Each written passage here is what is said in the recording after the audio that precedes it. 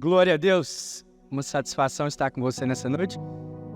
Se você está nos visitando, é a primeira vez que você vem, eu me chamo Wendel, eu sou o pastor nessa videira aqui de Santa Helena. Somos recém-chegados, né? Pode dizer assim, né? 6 meses. Viemos de Goiânia e estamos sendo muito abençoados aqui, amém? Não, mas eu cheguei e descobri que ela estava grávida. Aleluia. Meu filho nasceu domingo passado. Não sei se os irmãos perceberam. Nós tivemos amém mesmo, né? Glória a Deus. Olha, às vezes nós homens desaceleramos por causa de uma enfermidade, sabe?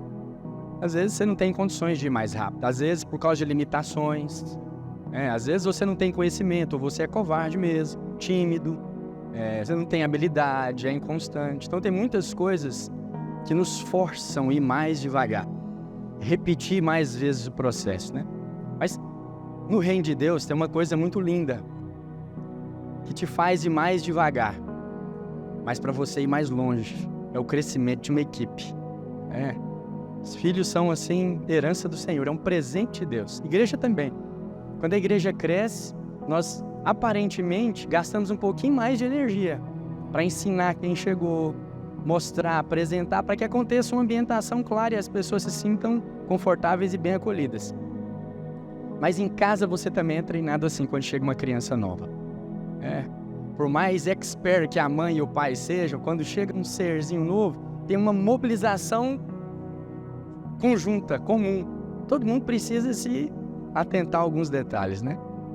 Nós estamos agora com o mais velho de 2 anos e meio e um recém-nascido, de 1 semana. E uma mamãe de cirurgia cesariana. E um pai, né? Às vezes eu sou o Batman, outras vezes eu sou o Homem-Aranha. Às vezes eu sou o Pocotó também. Às vezes a Creuza, que cozinha. A Neuza que lá... Tem alguma Creuza aqui? Não, né? Se tiver, me perdoa, mas é com carinho, amém? Mas é muito bom. É muito bom você ser desacelerado nas suas atividades, na sua vaidade, no seu orgulho, por coisas tão belas. Você não tem escolha. Às vezes você já teve muitos cenários e passou por várias decisões. Aí você viu que em algumas você encurtava caminho, que você poderia chegar mais rápido. Mas quanto ao crescimento que o Senhor nos dá, você não tem muitas opções. De fato, é uma desaceleração. Para alguns parece até um retrocesso, né? Esses dias eu vi uma mãe falando da questão da maternidade, mas parecia que ela estava falando de outra coisa, porque o desprazer das palavras parecia ser um retardo na vida, um abandono na vida profissional, e parecia que a vida dos filhos poderia ser terceirizada para qualquer outra, por qualquer outra pessoa. Falei, meu Deus, tem compaixão dessa alma. Ela não sabe que desceu do ventre dela é uma herança que veio dos céus. O Senhor está convidando ela para desacelerar, mas para ir muito mais longe, né? Olha, uma das minhas crises enquanto eu não conseguia gerar com a minha esposa, eu acho que a maior crise que eu tinha. E é uma crise que eu tenho contra o homossexualismo, é uma crise que eu tenho contra as ideologias de gênero também, e falo isso abertamente, porque são todas mentalidades estéreis. Em outras palavras, é o fim de uma geração. Então, homem com homem não gera, mulher com mulher não gera. E um homem estéril com uma mulher estéril também não gera. Um dos maiores medos que eu tinha e uma das maiores indignações nas minhas orações era o fato de passar pela minha cabeça de ser o último da história. Não teria mais ninguém depois de mim. Porque nós não fecundamos, nós não procriamos, nós não nos multiplicamos. Isso assim, falava, olha, pastor que não frutifica não pode pastorear. O Senhor me chamou para ser pastor, não faz sentido ser pastor sem filho. Nunca vi um pastor sem filho, pelo contrário. Os filhos do pastor é os que dão trabalho, os filhos do pastor é os que enchem a casa, os filhos do pastor são famosos. Eu tenho que ter filho, me dá um pelo menos. Né? Essas coisas todas, agora eu não falo mais. Já nasceu? Mas antes a gente tinha muita coragem, agora não. Agora um pouco mais equilibrado. Meus filhos são uma bênção. E eu quero agradecer a igreja, os irmãos, a liderança, as irmãs que caminham com a minha esposa, pelo carinho, né?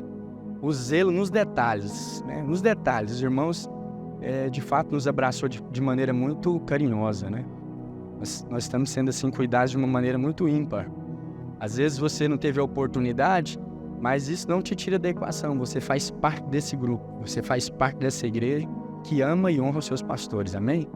Às vezes você não fez diretamente, mas o seu líder, você pode ter certeza que ele fez. Ele nos honrou de alguma forma, nos presenteou, se fez presente, se dispôs a ajudar de todas as formas que você consiga aí imaginar. E você sabe também das necessidades que aparecem quando um bebê chega, né? Então, os irmãos que são pais, eles são muito efetivos e rápidos, né, objetivos para nos ajudar. Tem sido uma bênção, eu quero agradecê-los. Amém? Que Deus te favoreça de uma maneira espetacular e grandiosa, em nome de Jesus. Sabe, toda boa semente vem do Senhor. E a verdade é que ninguém supera Deus em dar. A resposta da sua generosidade não vai vir das minhas mãos, não vai vir do meu trabalho, nem do meu ministério. Vai vir do Senhor. Amém? A prosperidade, a multiplicação, o favor vem dele. Às vezes, nós nos perdemos aqui na tentação de achar que estamos fazendo coisas para homens, seduzidos e persuadidos por alguém que fala bem, tem uma boa oratória, mas não é único exclusivamente isso. De tudo que se deve guardar, guarde o seu coração dessas falácias. Confia nele e o mais ele fará. As coisas que estão sendo feitas e edificadas aqui na videira de Santa Helena estão sendo feitas para o Senhor. E dele vem a recompensa e o galardão. Amém? Olha, passei a semana toda pensando num sermão, né? Pensando em falar para você do céu, que muitas vezes não parece ser de verdade para o crente. A visão da eternidade muitas vezes fica assim fosca para nós. E isso faz com que você muitas vezes recorra às suas habilidades e os seus talentos muito rápido, ao invés de depender e esperar no Senhor. Faz com que você segure nas suas mãos muitas coisas, porque boa parte das coisas que você tem vivido, experimentado, produzido, depende do seu esforço, depende do seu talento, depende das suas habilidades. Em outras palavras, estão todas nas suas mãos. E às vezes você esquece que o céu é uma realidade para nós. O céu é uma realidade para aquele que é nascido de Deus. A eternidade é clara para todo mundo, todo ser criado é eterno. Mas tem uma diferença para aqueles que estão em Cristo Jesus. Para você, eternidade é vida eterna. Para aqueles que não conhecem o amor do Senhor e a obra do Calvário, a eternidade é morte. Morte eterna. Misericórdia. Oxalá que nenhum das nossas casas experimentem coisa assim. Uma coisa é você entender que a eternidade está para nós. Outra coisa é saber que para você tem vida eterna. O Senhor veio para nos dar vida e vida abundante. Abundante e plena. Amém? Projeta Apocalipse, capítulo 21, verso 11. As portas estão abertas para você. Em outras palavras, ou com melhores palavras, as portas estão abertas para os improváveis. Talvez você não está na lista dos escolhidos. Assim como Davi, você está na lista dos que foram esquecidos. Mas você pode ser esquecido dos homens, mas não de Deus. É lembrado de Deus. Deus se lembra de você. É contado no rebanho precioso do Senhor. É uma das ovelhas do seu pastoreio. Amém? Por isso as portas estão abertas para você. Projetou? Apocalipse, capítulo 21, verso... Projeto 9. Deixa eu explicar do que nós estamos falando. Então veio um dos 7 anjos que tem as 7 taças cheias dos últimos 7 flagelos e falou comigo dizendo: vem, mostrar-te-ei a noiva, a esposa do Cordeiro. E me transportou em espírito até uma grande e elevada montanha e me mostrou a santa cidade, Jerusalém, que descia do céu da parte de Deus, a qual tem a glória de Deus. O seu fulgor era semelhante a uma pedra preciosa, como pedra de jaspe cristalina. tinha grande e alta muralha, 12 portas, e junto às portas 12 anjos, e sobre elas nomes escritos, que são os nomes das 12 tribos dos filhos de Jacó. 3 portas se achavam a leste, 3 ao norte, 3 ao sul, 3 a oeste. A muralha da cidade tinha 12 fundamentos, e estavam sobre estes os 12 nomes dos 12 apóstolos do Cordeiro. Aquele que falava comigo tinha por medida uma vara de ouro para medir a cidade, as suas portas e a sua muralha. A cidade é quadrangular, de comprimento e largura iguais. E mediu a cidade com a vara até 12.000 estádios. O seu comprimento, largura, altura são iguais. Mediu também sua muralha, 144 côvados, medida de homem, isto é, de anjo. A estrutura da muralha é de jaspe. Também a cidade é de ouro puro, semelhante a vidro límpido. Os fundamentos da muralha da cidade estão adornados de toda espécie de pedras preciosas. O primeiro fundamento é de jaspe, o segundo, safira, o terceiro, calcedônia, o quarto, de esmeralda, o quinto, sardônio, o sexto, sárdio, o sétimo, crisólito, o oitavo, de berilo, o nono, de topázio, o 10º, crisópraso, 11º, de jacinto e 12º, de ametista. As 12 portas são 12 pérolas, e cada uma dessas portas de uma só pérola. A praça da cidade é de ouro puro, como vidro transparente. Nela não vi santuário, porque o seu santuário é o Senhor, o Deus Todo-Poderoso e o Cordeiro. A cidade não precisa nem do sol nem da lua para lhe darem claridade, pois a glória de Deus a iluminou. E o Cordeiro é a sua lâmpada. As nações andarão mediante a sua luz, e os reis da terra lhe trazem a sua glória. As suas portas nunca, jamais se fecharão de dia, porque nela não haverá noite. Amém? Tem uma cidade santa, edificada nos céus, prometida aos filhos, a qual as portas não se fecham. É a Nova Jerusalém. É uma proposta de herança para os filhos, mas é também uma realidade contemporânea e presente no meu espírito e no seu espírito. Às vezes nós tomamos as revelações dadas por João em Apocalipse de maneira muito fantasiosa e alegórica, como sendo tudo simbologia ou analogia de algumas coisas. Mas a cidade santa, edificada para os santos transformados como pérolas do Senhor, é uma realidade literal. Haverá uma cidade, parece mais um caixote, edificada com pedras preciosas, destinada aos filhos do amor do Senhor. E às vezes, a nossa tentação é não crer nessas coisas, ou deixá-las para serem refletidas depois, até porque parecem pouco óbvias, pouco reais. Mas a verdade é que Deus já tem preparado para nós e para o seu desfrute presente uma cidade de portas abertas. Aqui em Apocalipse, no capítulo 21, no verso 25, as suas portas nunca, jamais se fecharão. Na descrição da Nova Jerusalém, ele fala que tem portas para o norte, para o sul, para o leste e para o oeste. Em outras palavras, tem portas na cidade santa para os 4 cantos do mundo. Tem portas de acesso para todo lado. Isso nos faz indesculpáveis das possibilidades, das oportunidades, porque há portas para todas as nações, em todas as direções. Olha, tem outra coisa interessante.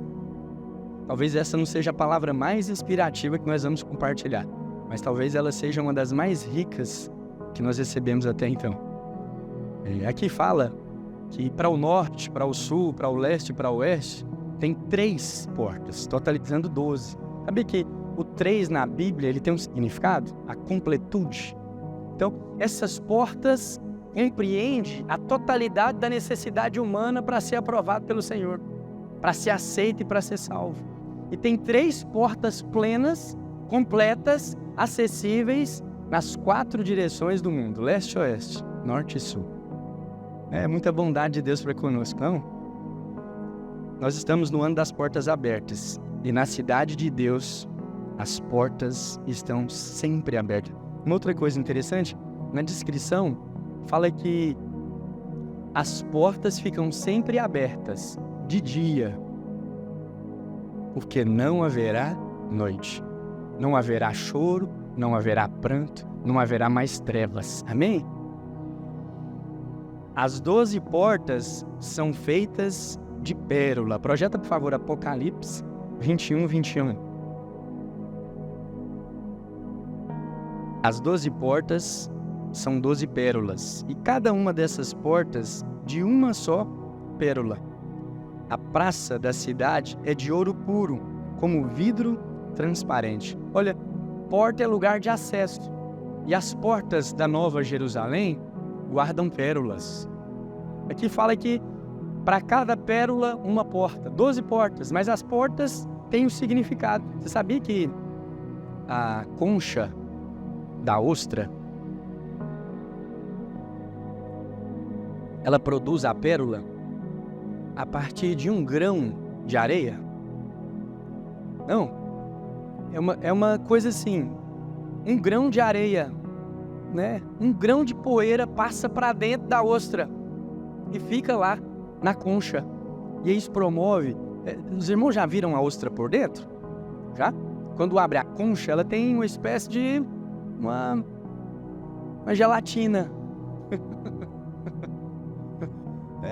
Então é muito sensível. E a areia, você sabe que ela é assim, um tanto quanto... Já caiu areia no seu olho? Né? Um grãozinho de areia, já viu o desconforto que promove? E aí, olha só, a natureza e as suas belezas. Esse grãozinho de areia, ele entra na concha da ostra. No desconforto, a ostra solta um líquido e forma uma espécie de membrana em volta da areia. E aí, conforme os dias vão passando e os desconfortos vão acontecendo, ela vai recobrindo a pedra, né? E num prazo de aproximadamente 3 anos, aquele grão de areia se transforma em uma pedra preciosa. 3 anos.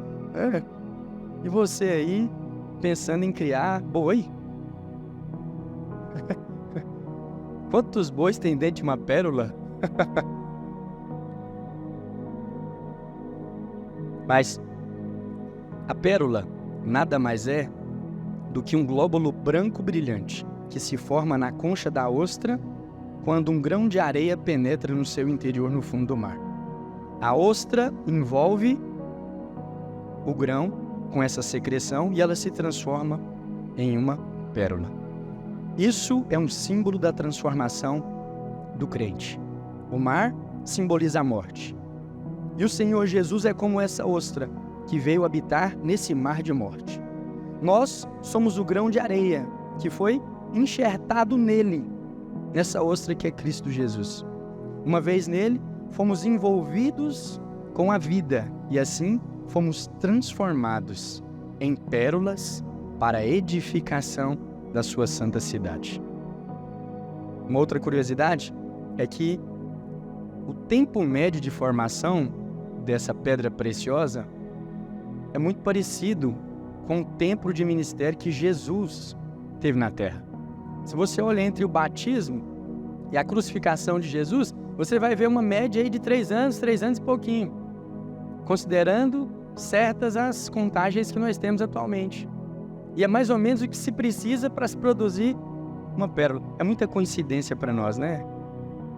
Antes disso, não tínhamos valor nenhum, pois éramos apenas pó. Em Cristo, o Senhor nos atribuiu valor. O Espírito Santo tomou esse pó e o injetou em Cristo Jesus.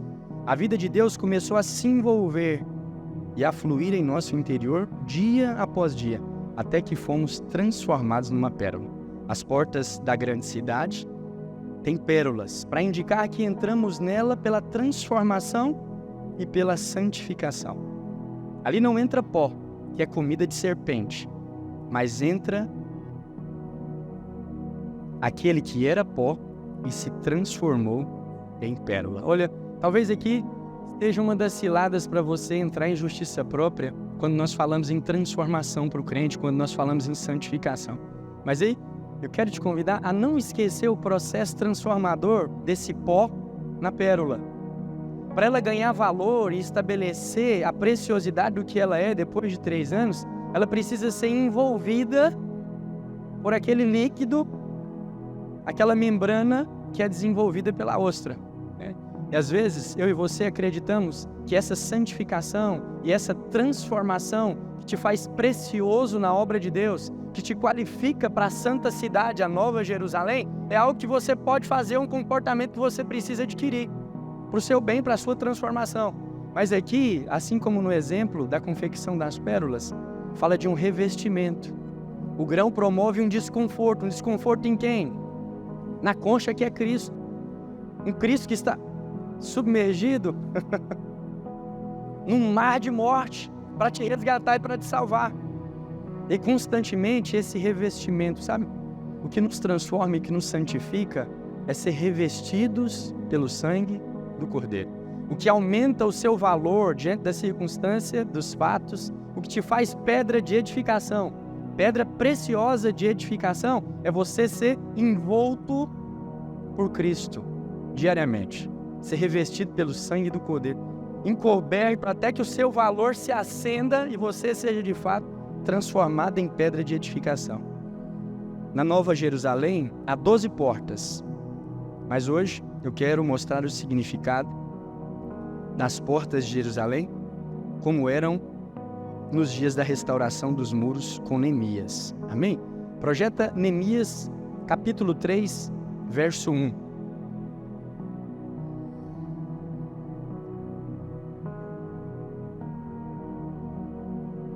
Quando a serpente, lá em Gênesis no capítulo 3, ela seduz Eva, e igualmente a Eva, Adão também come do fruto proibido, o Senhor fala para a serpente que ela rastejaria, seria maldita e se comeria do quê? Se alimentaria do quê?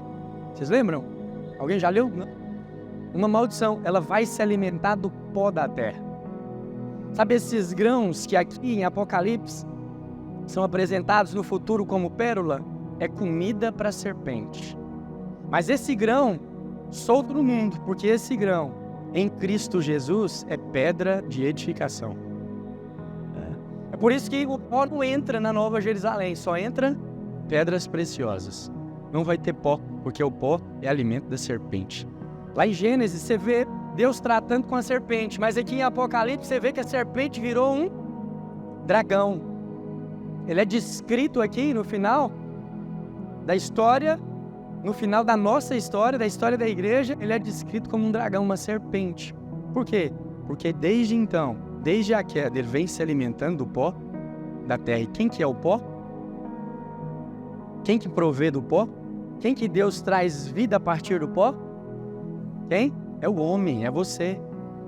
Então todos aqueles que morrem nesse mundo se tornam alimento para a serpente. Alimentam a serpente a ponto de torná-la um dragão no final das contas. Amém? Mas a Nova Jerusalém, logo depois do exílio babilônico, a cidade de Jerusalém, ela foi reedificada. Muito provavelmente ali próximo ao 5º século antes de Cristo. Ano 580, 570, mais ou menos, por aí. Não sou tão bom com as datas, mas mais ou menos por aí houve uma edificação. E contabilizava-se cerca de uns 2 milhões de judeus espalhados por causa da perseguição e por causa da escravidão babilônica. Mas a história conta que uns poucos 50 mil se dispuseram a reedificar a cidade de Jerusalém. E aí, entre eles, nós temos esses homens, Neemias, Esdras. E aqui no capítulo 3 do livro de Neemias, a Bíblia descreve a edificação e as formas e as pessoas que foram usadas para reedificar a cidade de Jerusalém. E a primeira porta que aparece no verso 1, Neemias 3:1.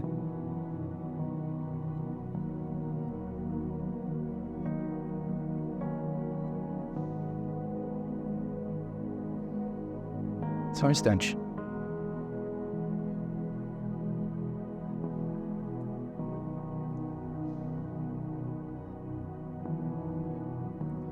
Então se dispôs Eliasibe, o sumo sacerdote, com os sacerdotes, seus irmãos, e reedificaram a porta das ovelhas.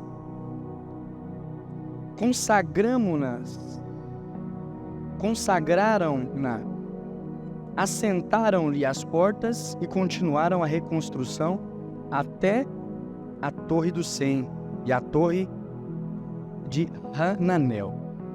Então, aqui no primeiro versículo do capítulo 3 de Neemias, menciona-se a porta das ovelhas. E nós estamos embaixo de uma promessa, uma profecia de que o ano de 2024 é o ano das portas abertas. E as portas que são recondicionadas em Jerusalém após o exílio, traz uma simbologia espiritual muito aplicável para nós. Por quê? Porque a primeira porta que é edificada aqui é a porta das ovelhas. E olha o significado da porta das ovelhas. A primeira porta é a porta das ovelhas. Ela estava localizada perto do tanque de Betesda. Projeta João capítulo 5, verso 2. Ela recebeu esse nome porque através dela as ovelhas eram conduzidas até o templo para serem sacrificadas. Entre a porta das ovelhas e a porta do peixe ficavam as torres do Sem e a torre de Hananel. Projeta João capítulo 5, verso 2. Ora, existe ali, junto à porta das ovelhas, um tanque chamado, em hebraico, de Betsaida ou Betesda, o qual tem 5 pavilhões. E a porta das ovelhas aponta para a cruz de Cristo. É o Cordeiro de Deus que tira o pecado do mundo. O Senhor Jesus é a porta pela qual os pecadores podem entrar no aprisco e serem salvos. Projeta João capítulo 10, verso 7. Jesus, pois, lhes afirmou de novo: em verdade vos digo, eu sou a porta das ovelhas. Outro nome dessa porta é a porta de Benjamim. Isso nos mostra que Raquel, que significa ovelha, morreu para gerar Benjamim. Olha, são muitos detalhes. Eu vou tentar, assim, ser o mais objetivo possível para não ficar tão alegórico e você se apegar ao entendimento de que essa porta das ovelhas está para aqueles que receberam a obra de Cristo no seu espírito, no seu coração. Aqui ela fala que essa porta também pode ser chamada como porta de Benjamim. Benjamim é o segundo filho de José, de Jacó, com Raquel, o caçula que teria lhe dado, o qual Raquel teria lhe dado o nome de Benoni. Projeta Gênesis capítulo 35, verso 18.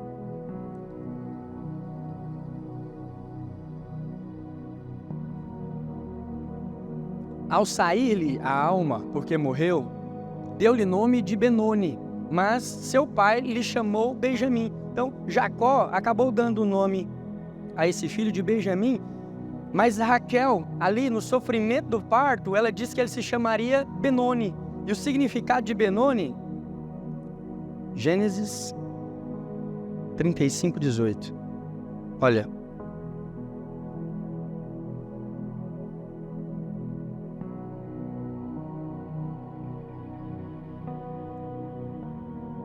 Benoni, o filho do meu sofrimento. Então, a porta das ovelhas é também a porta de Benjamim. Raquel, no original, significa ovelha. E Benjamim é os filhos que essa ovelha gerou do seu sofrimento. Jesus é o cordeiro que desceu dos céus. E nós somos essa geração de Benjamim que custou para o cordeiro um sacrifício. Essa torre das ovelhas é a torre onde as ovelhas passavam para serem sacrificadas.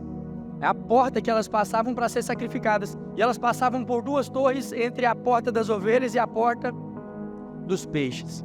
A torre do Sem e a torre de Hana.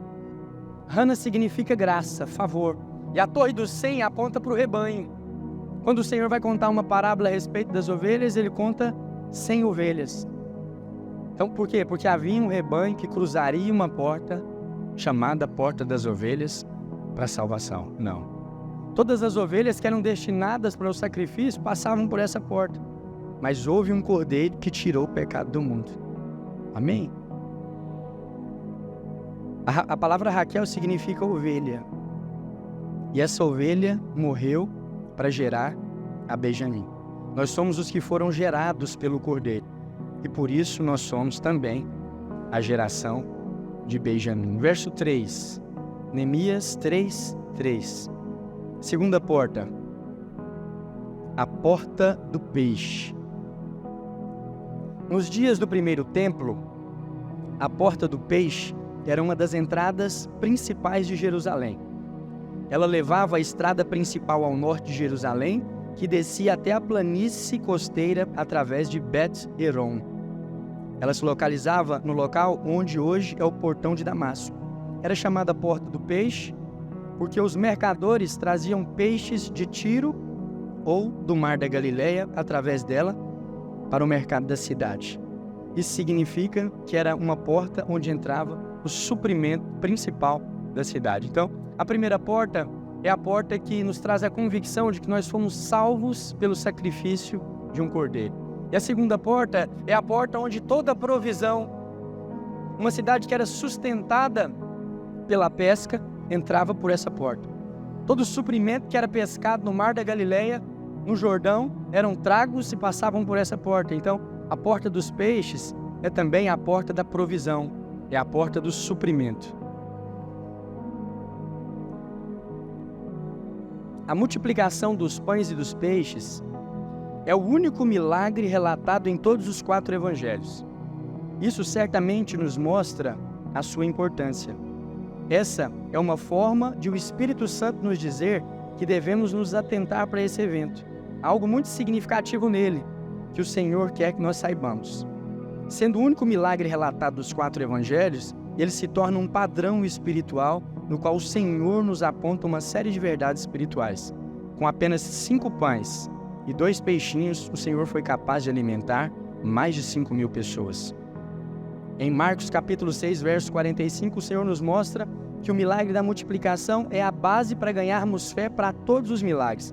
Projeta, por favor, Joe. Marcos 6, 45.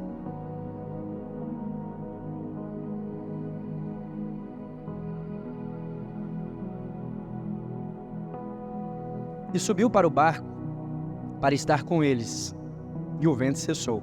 Ficaram entre si atônitos, porque não haviam compreendido o milagre dos pães. Antes o seu coração estava endurecido. A porta de provisão está aberta para você, na cidade de Deus. As portas nunca se fecham. Neste ano, você vai ser surpreendido com portas sobrenaturais de provisão e de suprimento. Olha, glória a Deus. Quando o Senhor inspira os homens a escrever a Bíblia, Ele deixa sinais muito claros do seu favor, da sua bondade entre nós.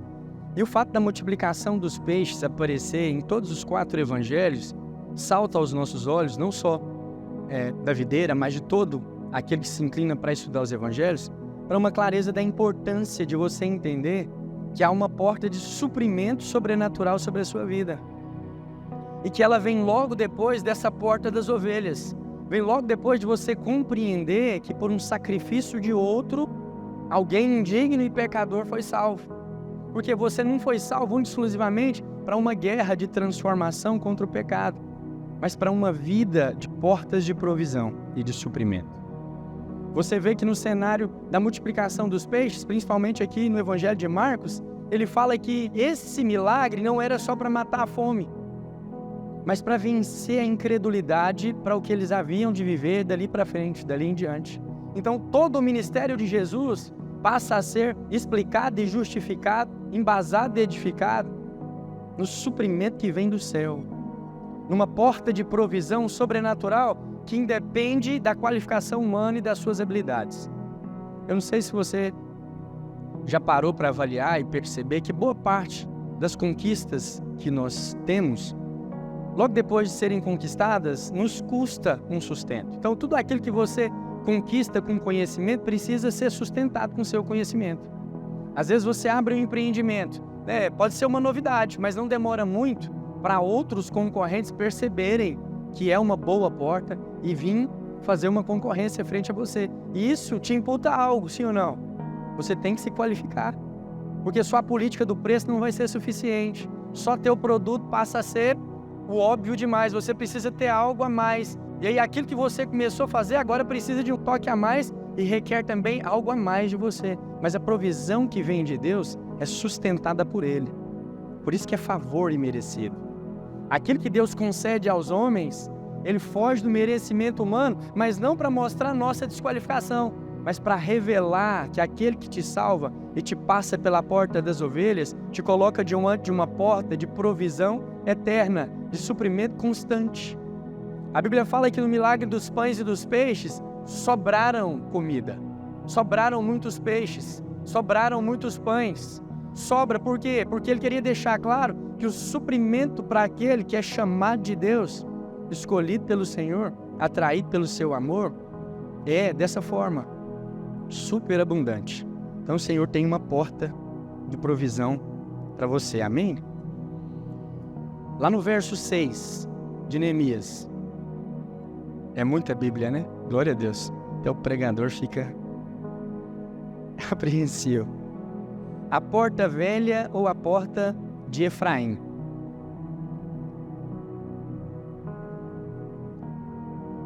Neemias 3, verso 6. Logo a seguir, Neemias 3, verso 6. Vou tentar deixar a minha aqui também.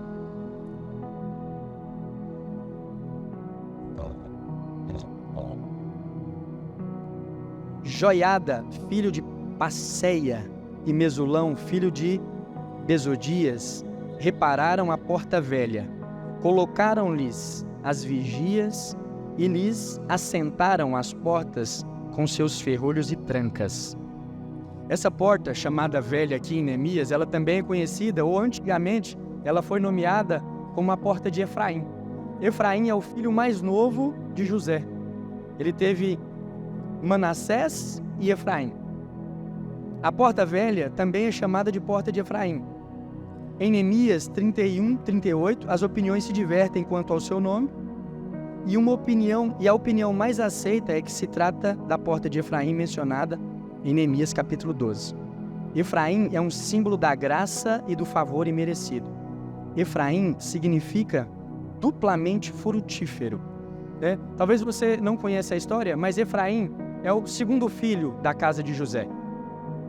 E a cultura era de que quando o pai ia abençoar os filhos, ele sempre abençoava o mais velho com a mão direita e o mais novo com a mão esquerda. Mas na história de José e de seus filhos aconteceu algo intrigante, diferente, para mostrar o favor de Deus sobre nós. E é muito importante você entender por que essa porta é chamada porta de Efraim, ou porta velha. Não é porque ela fica rangendo, não. Ela é porta de Efraim porque ela sinaliza o favor para aqueles que não merecem. E também sinaliza uma aceleração. A Bíblia fala que Jacó, no final de seus dias, recebeu a visita de José. E ele ficou surpreso. Você conhece a história de José?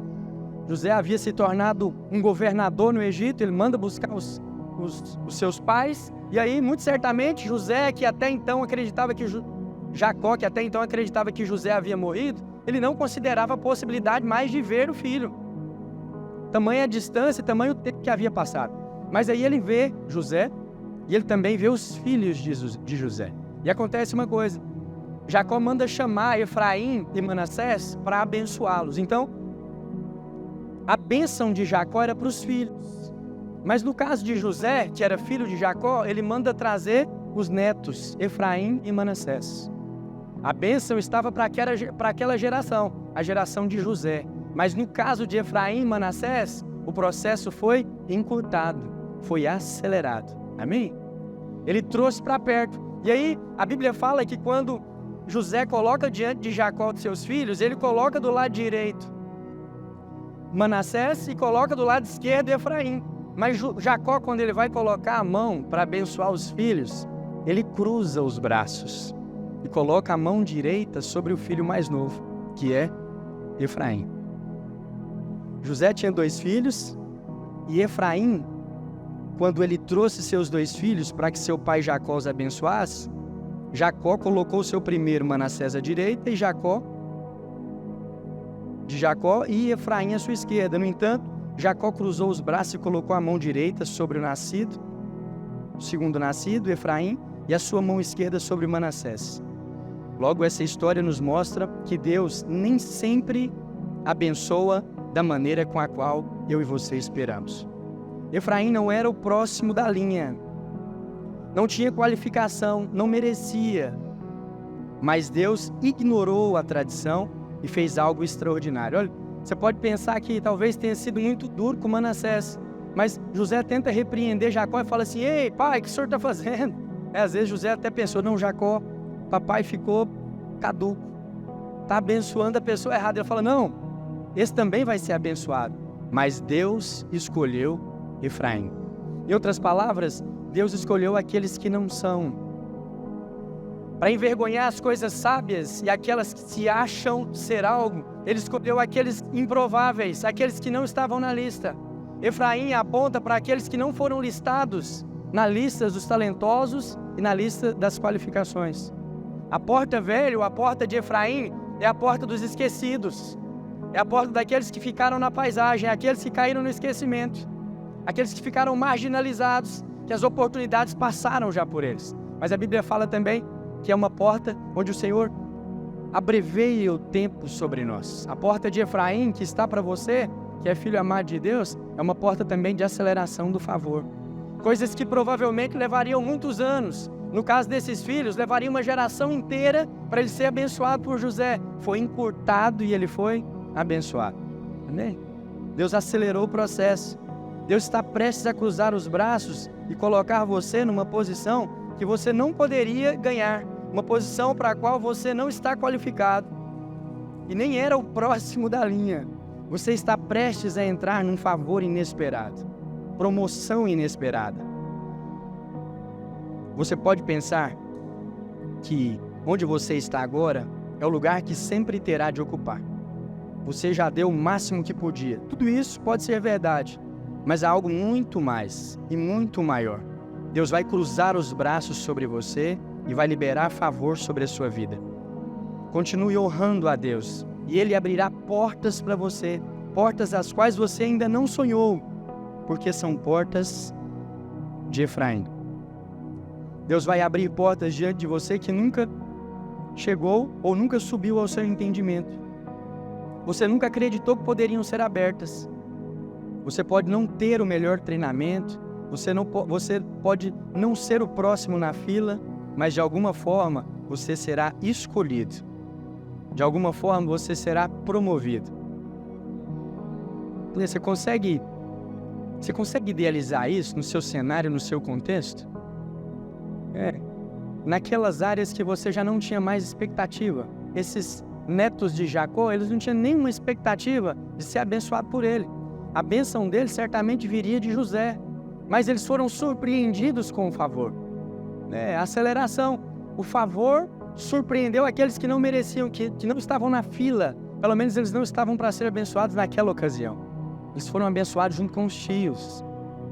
Provavelmente isso vai promover no seu cenário algum certo tipo de indignação. Algumas pessoas vão olhar e falar assim: uai, como assim?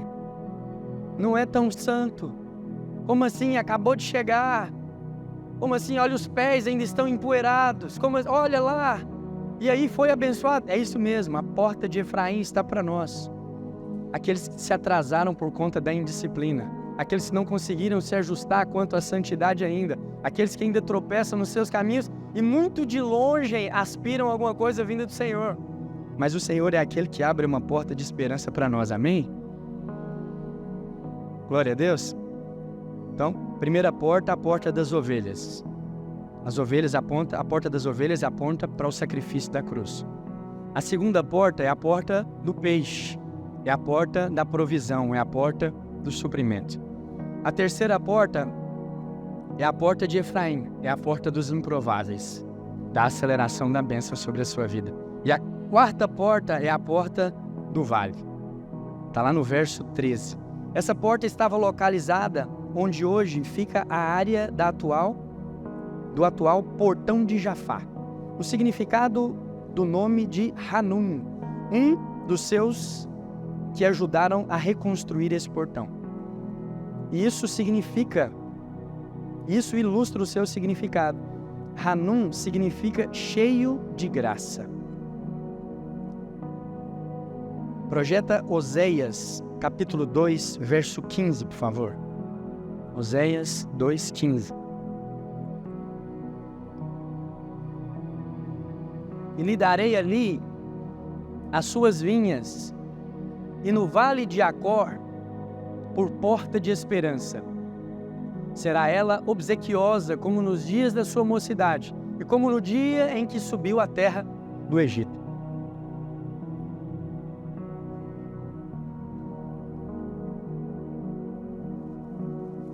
O Senhor aqui, no livro de Oséias, ele está falando de uma porta de esperança no meio do vale. Quando nós falamos de vale na Bíblia, dificilmente nós falamos do ápice da glória de Deus, né? Quando nós falamos de Jerusalém mesmo, nós falamos subir a Jerusalém. Quando nós falamos da glória de Deus, nós falamos subir para um alto monte. Por quê? Porque o ápice dessas manifestações acontecem ali. A palavra Acã ou Acor, onde é estabelecido esse vale, ela significa inquietação, perturbação ou distúrbio.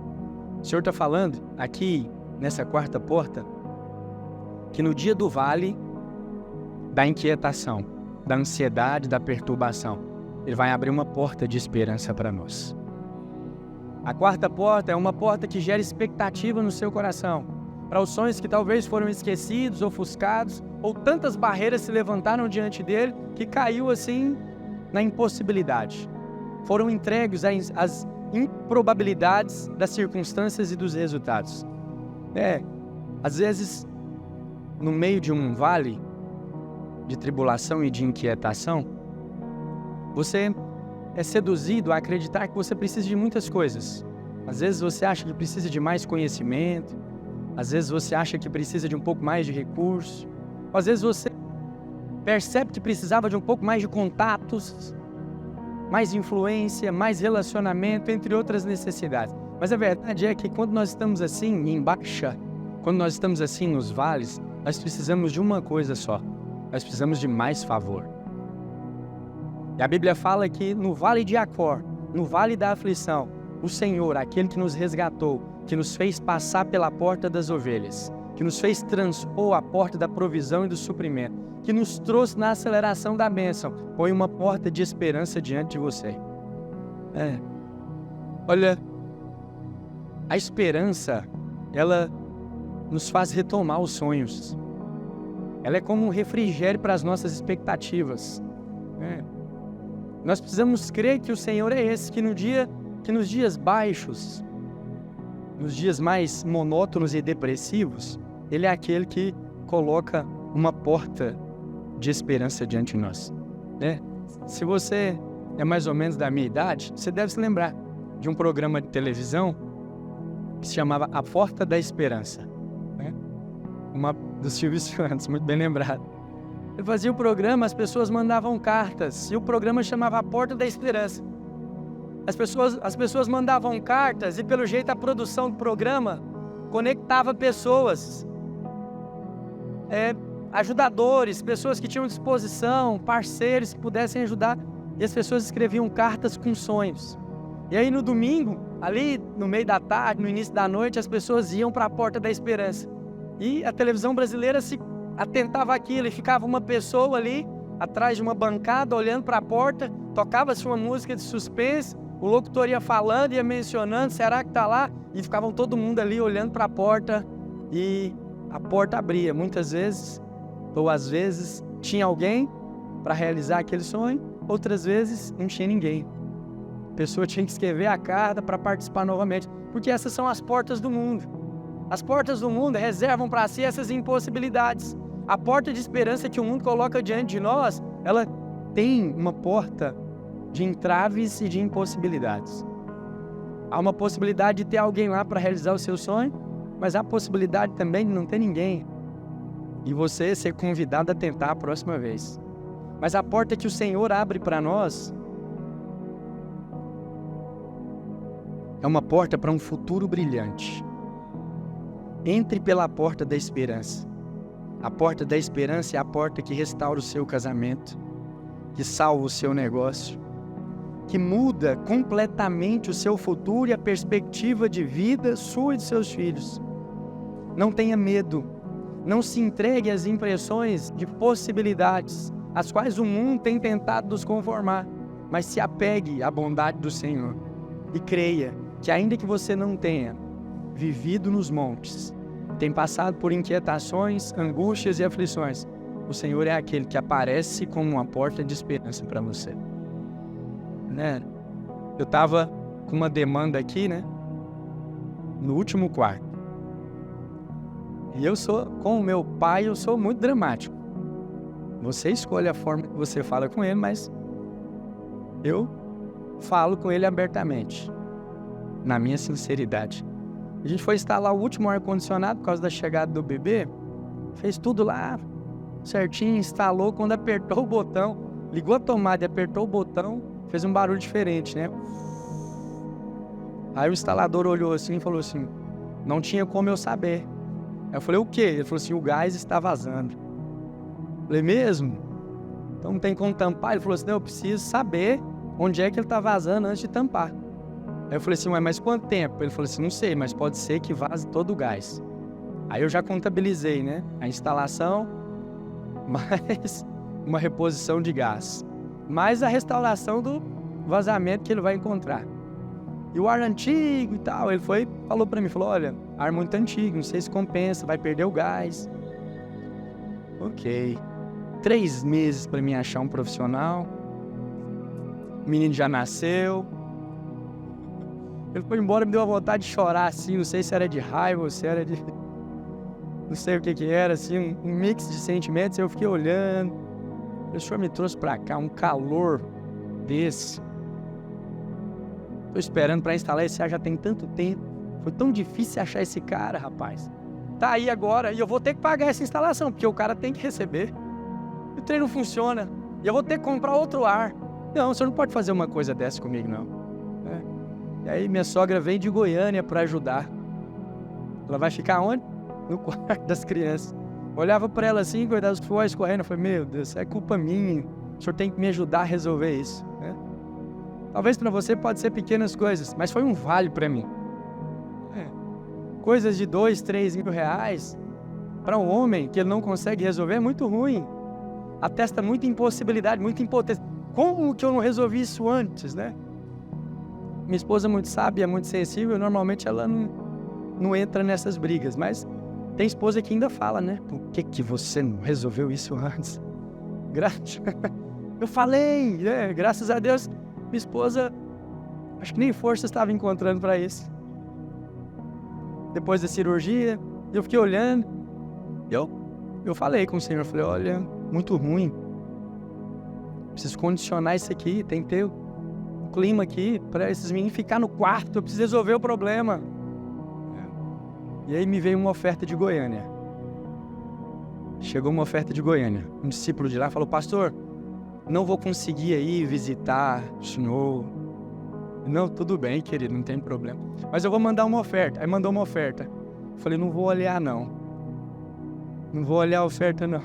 Vi só a notificação. Eu falei assim, se for uns 2 mil reais, eu não vou nem titubear, vou pegar o carro e vou lá comprar um ar direto. Se for 2 mil reais, vou pegar e vou lá. Fiquei naquela, né? Se for esse valor, mas será que Deus está mandando esse tanto de dinheiro só para esse ar-condicionado mesmo? Não gera uma inquietação em você essas coisas, não? Não porque você tem muito dinheiro, né? Mas pra gente que está lidando com os poucos recursos, 2 mil reais tem que ser bem trabalhado. Tem que ser prudente para fazer render. Fiquei olhando, Não olhei o valor não, nem sabia quanto que era. Aí, o instalador não tinha recebido ainda. Falou assim, não, o senhor não precisa me pagar, eu vou embora. O senhor vê o que o senhor vai fazer. E aí, quando o senhor resolver, se o senhor vai consertar ou se o senhor vai comprar outro ar, eu venho e a gente acerta tudo. Falei, glória a Deus. Porque mais dor eu sentiria tendo que pagar esse trem. Essa parte eu não falei, só pensei, né? E aí, de repente, ele me mandou uma mensagem, uma foto. O senhor não quer comprar essa parte, não? Acho que evaporadora. A minha condensadora estava boa e ele me mandou uma foto da evaporadora. Aí eu falei, uai, funciona? Porque parece que é outra marca. Ele falou, não tem nenhum problema, dá certinho, até melhor que o senhor tem, é mais nova. E o preço? Ele tanto. Eu olhei, o valor igual. Falei, pode vir instalar. Uma porta de esperança se abriu. Eu falei, pode vir instalar. Aí ele falou assim, olha, eu tenho uma limpeza para fazer tantas horas. Pode ser que eu vou no comecinho da noite ou não consiga ir hoje. Eu falei, ok, já está resolvido o problema. Mais uma noite suando ali dentro, minha sogra não vai morrer não. Pode esperar mais. Já estava satisfeito, né? Aí ele foi, depois que encerrou a ligação, ele mandou um áudio. Não, eu confundi. Primeiro eu vou fazer a instalação do senhor. Depois é que eu vou nessa manutenção. O Senhor é bom comigo. No vale da inquietação, da ansiedade, da preocupação, Ele coloca uma porta de esperança. Eu sei que, às vezes, a sua expectativa está em ter um grande problema para você acessar o recurso poderoso do Senhor. Mas o Senhor é Deus de detalhes.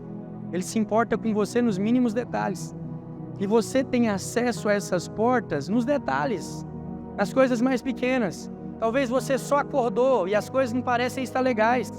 Sente uma certa tristeza, uma certa apatia, um certo cansaço. E aí, muitas vezes você é convencido por si mesmo de que são coisas naturais, é normal, é assim mesmo. E aí você vai lutando com aquelas coisas como se você tivesse sido resgatado, como se você tivesse passado pela porta das ovelhas, mas não tivesse recebido suprimento. Uma porta de esperança não estivesse acessível para você. Mas a porta de esperança é a porta do clamor, é a porta onde os olhos correm com uma expectativa e com um novo brilho. No dia da inquietação, da preocupação, porque a fatura venceu e o dinheiro não entrou, no dia que cortaram a energia, acabou o gás, entre outras coisas, as aflições e as preocupações começam a subir no seu coração. Lembre-se, o Senhor tem uma porta de esperança para você. Olha para a porta de esperança no meio do vale, no meio da tribulação, no meio da angústia, da ansiedade, o ataque de pânico, a sensação de estar sendo perseguido. As coisas só vão contra você. Você está contra a maré. Lembre-se, há um que não se esqueceu de você e é aquele que abre uma porta de esperança e de favor para dispensar sobre a sua vida. Amém? Amém. E a quinta porta, nós vamos terminar essa palavra semana que vem. Amém? São 10 portas. Nós vamos finalizar na quinta. Semana que vem nós falamos das outras 5. Amém? Até é bom que você traz mais alguém que está precisando de portas abertas em 2024. Portas de esperança e de favor. Amém? A quarta porta é a porta do monturo. Está lá no verso 14 do livro de Neemias, no capítulo 3. Essa porta recebeu esse nome porque levava ao vale de Rinom, ao sul de Jerusalém, onde o lixo era despejado. A sujeira da cidade era levada através desse portão. Olha, quando faziam os sacrifícios no templo, e o maior dos sacrifícios era um boi, um novilho. Tinham partes, excrementos e algumas partes do sacrifício que não poderiam ficar ali. Então elas precisavam ser descartadas fora da cidade. E essa quinta porta, a porta do monturo, eram as portas onde passavam esses dejetos e essas coisas que haviam sido recusadas. O lixo. O interessante é que se você for ler pela história e analisar o contexto, esse mesmo lixo que saía pela porta do monturo voltava como fertilizante depois, mais tarde. Mas o Senhor tem uma porta para você. A porta do monturo é uma porta de libertação. É a porta na qual o lixo emocional sai. É onde os demônios, as insatisfações, os sofismas e os dardos inflamados do maligno se extirpam. A porta do monturo é onde o lixo é descartado, mas que no futuro essas histórias se tornam para você como um fertilizante para crescimento e salvação. É o momento quando as suas cicatrizes se tornam um testemunho para a salvação daqueles que estão com você na sua casa. Talvez você não tem muitas histórias para convencer o seu pai, convencer os seus filhos de que nós servimos um Deus vivo, supridor de portas de esperança e de provisão. Mas essa porta do monturo, a porta onde sai o lixo emocional, a porta onde os demônios partem em retirada, é também a porta que nutre o seu crescimento espiritual, que aumenta a unção para salvar aqueles que vêm depois de você. Eu tenho filhos pequenos. Meus filhos estão embaixo da minha fé, guardados por uma cobertura espiritual, mas eles vão crescer. Vão crescer em graça, verdade, em conhecimento, vão passar a tomar as próprias decisões e vai chegar um dia que eles vão precisar escolher. Eu tenho até esse tempo, até essa idade para convencê-lo, ou para convencê-los, de que o Senhor abriu uma porta para as ovelhas. E é por essa que ele tem que entrar. Mas, no final das contas, a decisão é dele. Nós não os convencemos. Os geramos para eles terem essa independência e essa força decisiva. Mas ainda que você não seja o pai perfeito, o líder perfeito, há uma porta de descarte para essas desqualificações. E há um Deus poderoso o suficiente para usar os descartes a seu favor, o seu crescimento na salvação da sua casa. Amém? A porta do monturo, a porta do lixo, é a porta de um fertilizante poderoso para abençoar você e sua casa no nome de Jesus. Amém? Quero te convidar a ficar de pé para nós orarmos.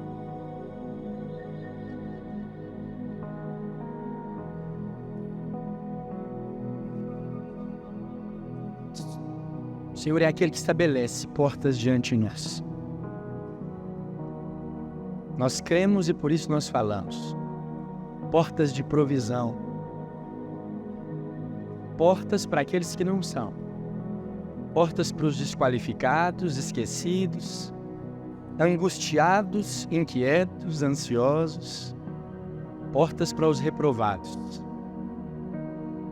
Portas para os esquecidos, ignorados, aqueles que não foram ouvidos. 2024 é o ano das portas abertas.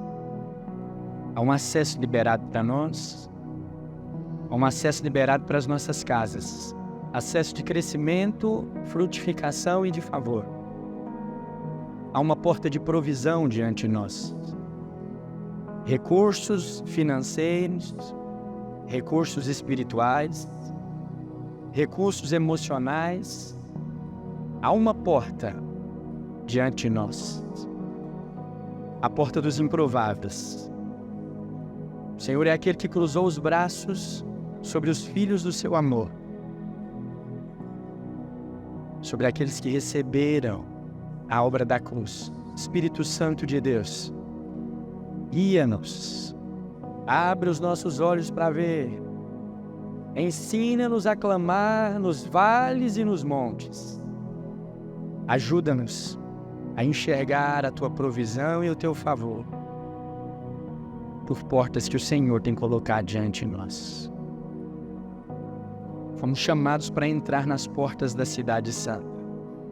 Eleitos para isso e comissionados para isso. É isso que nós queremos, é o que nós precisamos. Precisamos de porta de salvação para nós e para os nossos filhos. Nós queremos as portas de provisão, para que entre por ela os recursos interiores e espirituais, financeiros e naturais. Uma porta de libertação para vícios ocultos e pecados escondidos. Uma porta de liberdade para nós, para nossa casa, para os nossos empreendimentos, que vencem a indisciplina, a inconstância e nos faz prosperar. Espírito Santo de Deus, abre os nossos olhos para ver que o Senhor é o Deus que abre as portas para aqueles que não merecem. É o Deus do favor imerecido, da graça abundante.